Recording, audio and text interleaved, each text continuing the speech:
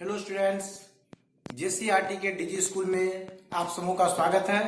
मैं राजीव रंजन। आज मैं आप लोगों के साथ वायु प्रदूषण पर चर्चा करूंगा। प्यारे बच्चों, यदि आपसे यह पूछा जाए कि सजीवों के अस्तित्व को बनाए रखने के लिए या सजीवों के जीवन को बनाए रखने के लिए सबसे महत्वपूर्ण और आवश्यक चीज क्या है, तो निश्चित रूप से आपका जवाब होगा वायु। सजीवों के जीवित रहने के लिए जो सर्वाधिक महत्वपूर्ण और आवश्यक चीज है वह है हमारा वायु। इसके अलावा यदि हम दूसरे महत्वपूर्ण चीज के बारे में बात करेंगे तो निश्चित रूप से जवाब आएगा जल। यानी सजीवों को जीवित रहने के लिए दो महत्वपूर्ण चीज यदि कोई है तो वह है वायु और जल। हमें स्वच्छ जल चाहिए और शुद्ध वायु चाहिए। लेकिन क्या है कि कुछ कारणों से, जिसमें मनुष्यों की गतिविधि भी शामिल है, तो कुछ कारणों से हमारा जो वातावरण है वह दूषित होते जा रहा है।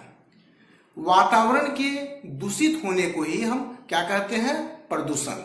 हमारे वातावरण का दूषित होना उसको हम कहेंगे प्रदूषण। तो हमारे वातावरण में यदि कुछ अवांछित परिवर्तन हो जाता है, वातावरण में अवांछित परिवर्तन होना या वातावरण में हानिकारक परिवर्तन होना, तो वातावरण में अवांछित और हानिकारक परिवर्तन को ही हम प्रदूषण कहते हैं। यहां पर सबसे पहले हम वायु के बारे में जानेंगे, क्योंकि वायु हमारे लिए सर्वाधिक महत्वपूर्ण चीज है हमारे जीवन को बनाए रखने के लिए। और हमारा जो वायु है इसी वातावरण का एक अंग है।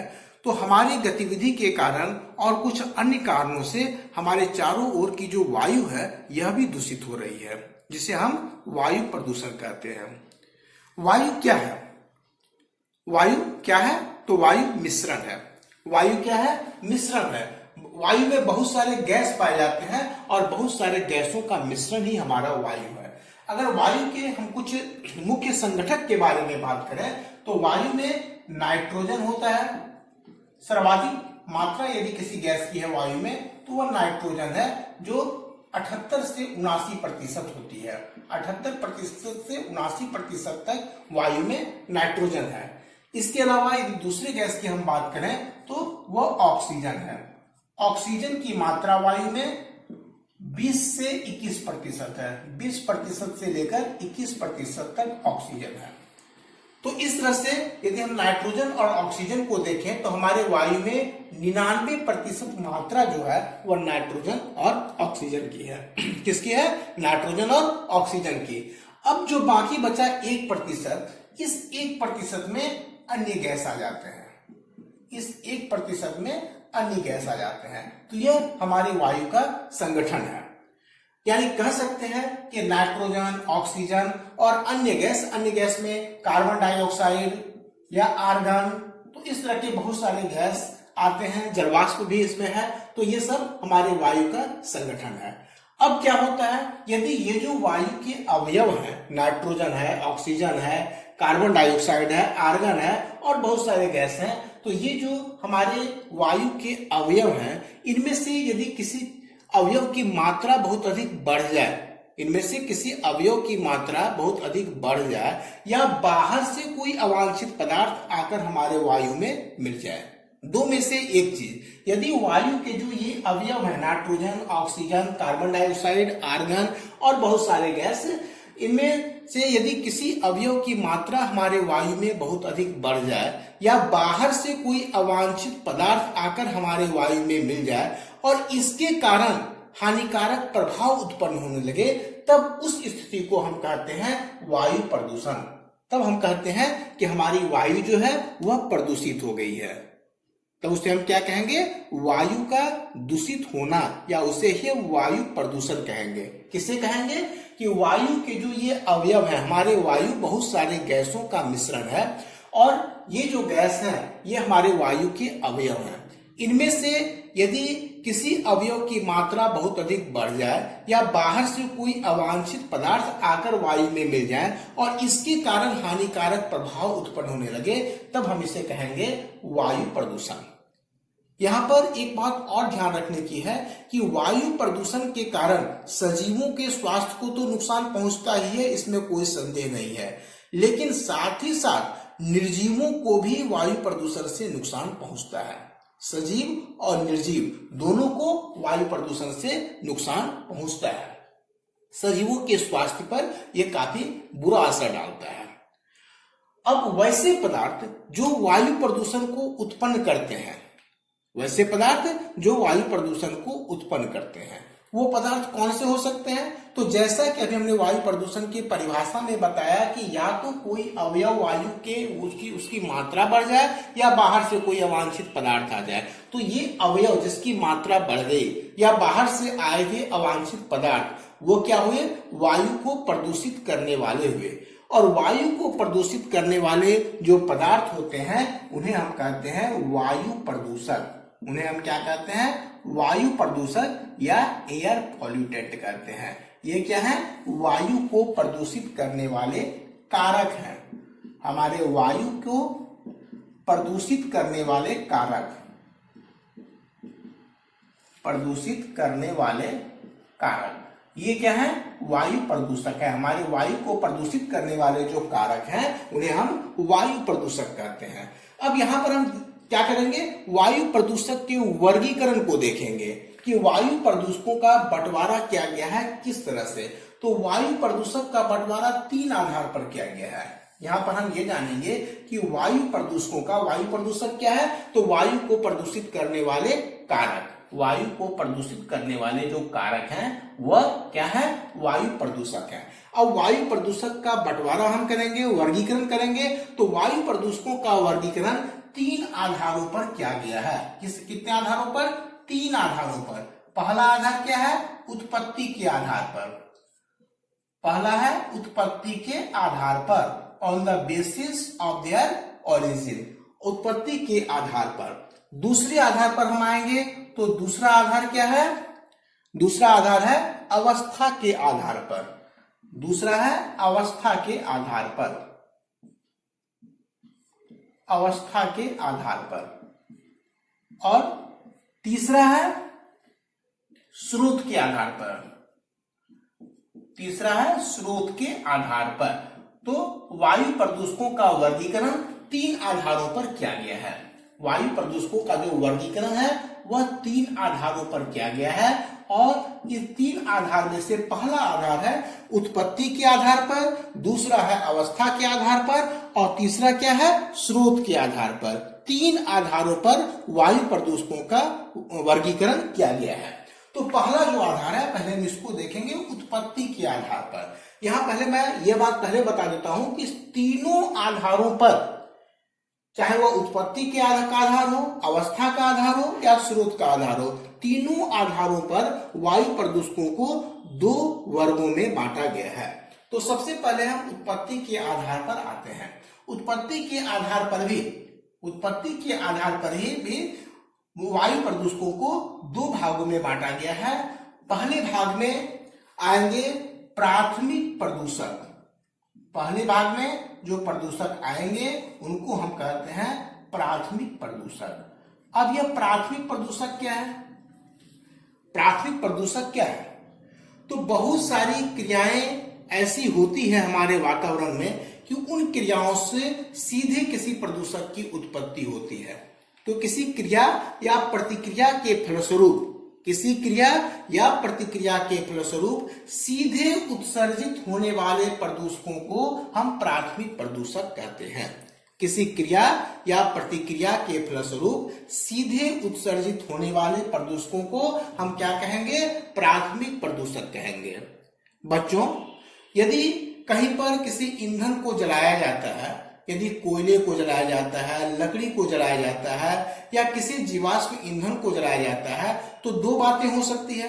या तो उसे पर्याप्त ऑक्सीजन मिले या पर्याप्त ऑक्सीजन न मिले। यदि पर्याप्त ऑक्सीजन मिले तब जीवाश्म ईंधन को जलने के बाद क्या प्राप्त होता है? कार्बन डाइऑक्साइड प्राप्त होता है। क्या प्राप्त होता है? Carbon dioxide. और यदि पर्याप्त ऑक्सीजन न मिले तब क्या प्राप्त होता है? तब प्राप्त होता है कार्बन मोनोऑक्साइड। तब प्राप्त होता है कार्बन मोनोऑक्साइड।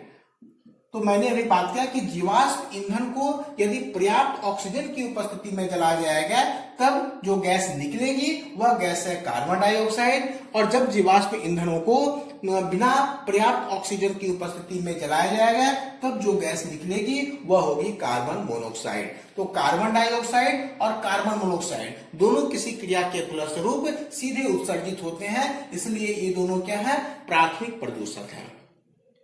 इसके अलावा ज्वालामुखी का विस्फोट, जब ज्वालामुखी का विस्फोट होता है तो उसमें से क्या निकलता है? राख निकलती है और धुआं निकलती है। तो यह राख और धुआं किसी क्रिया के फलस्वरूप सीधे उत्सर्जित होने वाले पदार्थ हैं, इसलिए यह भी प्राथमिक प्रदूषक है। तो ज्वालामुखी विस्फोट जब होता है, ज्वालामुखी विस्फोट के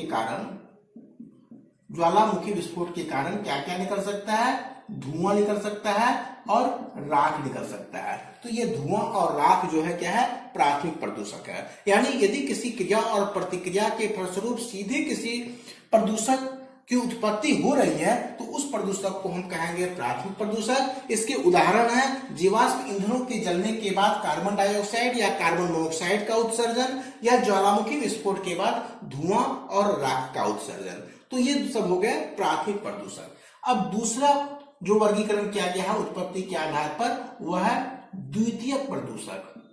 वह क्या है? द्वितीयक प्रदूषक, सेकेंडरी पॉल्यूटेंट। द्वितीयक प्रदूषक क्या है? ये तो स्पष्ट है कि जो सीधे किसी क्रिया या प्रतिक्रिया के फलस्वरूप उत्सर्जित होते हैं वो प्राथमिक प्रदूषक है। यानी द्वितीयक प्रदूषक किसी क्रिया या प्रतिक्रिया के फलस्वरूप सीधे उत्सर्जित नहीं होते। तो ये कैसे उत्सर्जित होते हैं? जब दो या दो से अधिक प्राथमिक प्रदूषक आपस में क्रिया करते हैं। जब दो या दो से अधिक प्राथमिक प्रदूषक आपस में क्रिया करते हैं या कोई एक प्राथमिक प्रदूषक वायुमंडल के साथ अभिक्रिया करता है तब ऐसी स्थिति में बनने वाले प्रदूषक को हम द्वितीयक प्रदूषक कहते हैं। स्पष्ट है कि जब दो या दो से अधिक प्राथमिक प्रदूषक आपस में क्रिया करते हैं या कोई एक प्राथमिक प्रदूषक वायुमंडल के साथ क्रिया करता है तो वैसी स्थिति में बनने वाले प्रदूषक को हम क्या कहते हैं? द्वितीयक प्रदूषक कहते हैं। द्वितीयक प्रदूषक के हम कुछ उदाहरण ले सकते हैं, जैसे सल्फ्यूरिक अम्ल। सल्फ्यूरिक अम्ल ये हो गया द्वितीयक प्रदूषक। इसी तरह से हम बात कर सकते हैं नाइट्रिक अम्ल। नाइट्रिक अम्ल जो है ये भी द्वितीयक प्रदूषक है। इसके अलावा हम बात कर सकते हैं सल्फर ट्राइऑक्साइड। सल्फर ट्राइऑक्साइड ये भी द्वितीयक प्रदूषक है। तो इस तरह से उत्पत्ति के आधार पर प्रदूषकों को दो भागों में बांटा गया, प्राथमिक प्रदूषक और द्वितीयक प्रदूषक। अब हम आते हैं अवस्था के आधार पर। तो जैसा मैंने कहा कि तीनों आधार पर प्रदूषकों को दो भागों में बांटा गया है। तो अवस्था के आधार पर पदार्थ की कितनी अवस्थाएं होती है? पदार्थ की तीन अवस्थाएं होती है, ठोस, द्रव और गैस। तो इस अवस्था के आधार पर दो भागों में बांटा गया है। पहले भाग में हम रखेंगे गैसीय प्रदूषक को। पहले भाग में हम किसे रखेंगे? गैसीय प्रदूषक को। जैसा कि इसके नाम से स्पष्ट हो रहा है कि उसमें वैसे प्रदूषक आएंगे जो गैसीय अवस्था में रहते हैं। मतलब ऐसे प्रदूषक सामान्य ताप और दाब पर गैसीय अवस्था में रहते हैं। तो ऐसे प्रदूषक जो सामान्य ताप और दाब पर गैसीय अवस्था में रहते हैं उन्हें हम गैसीय प्रदूषक कहते हैं। इसके भी उदाहरण कार्बन डाइऑक्साइड हो सकते हैं और फिर कार्बन मोनोऑक्साइड हो सकते हैं या फिर सल्फर डाइऑक्साइड हो सकते हैं। तो ये सब गैसीय प्रदूषक हैं। अब हम दूसरे वर्ग को अगर देखेंगे तो जब हम गैस को हटा दें तो बाकी प्रदूषक क्या बचे? या तो ठोस के रूप में या फिर तरल के रूप में, द्रव के रूप में। तो वो सब जो आएंगे उन्हें हम कहेंगे सूक्ष्म प्रदूषक। उन्हें हम क्या कहेंगे? सूक्ष्म प्रदूषक। ये सूक्ष्म प्रदूषक जो है ये ऐसे प्रदूषक होते हैं जो निश्चित रूप से गैसीय अवस्था में नहीं होते हैं। क्या होते हैं? गैसीय अवस्था में नहीं होते हैं। जैसे यदि हम धूल की बात करें, यदि हम धुएं की बात करें तो ये सब क्या है? गैसीय अवस्था में नहीं है। तो ये क्या है? सूक्ष्म प्रदूषक है। यानी धूल, धुआं और तरल बूंदों के रूप में निलंबित सूक्ष्म पदार्थ, धूल, धूल, धुआं और तरल बूंदों, धूल, धुआं और तरल बूंदों के रूप में निलंबित सूक्ष्म पदार्थ क्या है? सूक्ष्म प्रदूषक है। धूल, धुआं और तरल बूंदों के रूप में निलंबित जो सूक्ष्म पदार्थ है वो हमारे सूक्ष्म प्रदूषक है। यदि उसके उदाहरण की हम बात करें तो इसका एक महत्वपूर्ण उदाहरण हम ले सकते हैं CFC, क्लोरोफ्लोरोकार्बन, क्लोरोफ्लोरोकार्बन। मैं यहाँ यह बात बता देना चाहता हूं कि सूक्ष्म प्रदूषक के जो स्रोत होते हैं यह क्या होते हैं? हमारे घरों में चलने वाले रेफ्रिजरेटर और एयर कंडीशनर। हमारे घरों में चलने वाले रेफ्रिजरेटर और एयर कंडीशनर जो होते हैं वह सूक्ष्म प्रदूषक के स्रोत होते हैं। एक महत्वपूर्ण उदाहरण है सूक्ष्म प्रदूषक का CFC, क्लोरोफ्लोरोकार्बन। यह क्या करता है? हमारे ओजोन परत को नुकसान पहुंचाता है और ओजोन परत के नुकसान के कारण हमें बहुत सारी समस्याएं उत्पन्न होती है। तो इस तरह से अवस्था के आधार पर प्रदूषकों को दो भागों में बांटा गया है। वैसे प्रदूषक जो सामान्य ताप और दाब पर गैसीय अवस्था में होते हैं उन्हें हम गैसीय प्रदूषक कहते हैं, और ऐसे प्रदूषक जो गैसीय अवस्था में नहीं होते जैसे धूल, धुआं और तरल बूंदों के रूप में निलंबित सूक्ष्म पदार्थ, ये क्या है? सूक्ष्म प्रदूषक है। और इसका एक उदाहरण है क्लोरोफ्लोरोकार्बन। अब हम आते हैं स्रोत के आधार पर। तो स्रोत के आधार पर कितने भागों में बांटा गया है? तो स्रोत के आधार पर भी दो भागों में बांटा गया है। पहला क्या है? प्राकृतिक प्रदूषक। प्राकृतिक प्रदूषक, जैसा कि इसके नाम से स्पष्ट हो रहा है कि इस तरह के प्रदूषक की उत्पत्ति कहां से होती है? प्राकृतिक घटनाओं से होती है। कहां से होती है? प्राकृतिक घटनाओं से। हमारे वातावरण में कुछ ऐसी और सामान्य प्राकृतिक घटनाएं घटती रहती है जिसके कारण कि प्रदूषकों की उत्पत्ति होती है। ऐसी घटनाएं क्या हो सकती है? जैसा कि अभी हमने जब प्राथमिक प्रदूषक के बारे में जब हम बात कर रहे थे तो वहां हमने ज्वालामुखी विस्फोट की बात की। वहां हमने क्या बात की? ज्वालामुखी विस्फोट की बात की। और ज्वालामुखी विस्फोट के उपरांत जो निकलने वाले प्रदूषक हैं वह क्या है? धुआं है और राख है। तो ये क्या है?